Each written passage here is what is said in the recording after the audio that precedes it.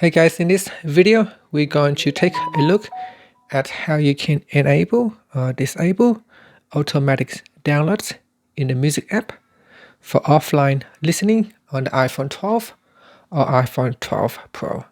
First, let's go back to your home screen by tapping on the back key or swipe up at the bottom to go back to your home screen. Next, on your home screen, we're going to tap on the settings icon. And in settings, you want to go down and tap on music right here. And next, we're going to go down to the downloads section and tap on automatic downloads to turn it on, or tap on the switch to turn it off. Now, if this is on, then music will automatically download for offline listening when added to the library or purchased in the iTunes store. And that's it. So you can switch it on or off. And finally, you can tap on the back key at the top to go back to settings, or swipe up to go back to the home screen.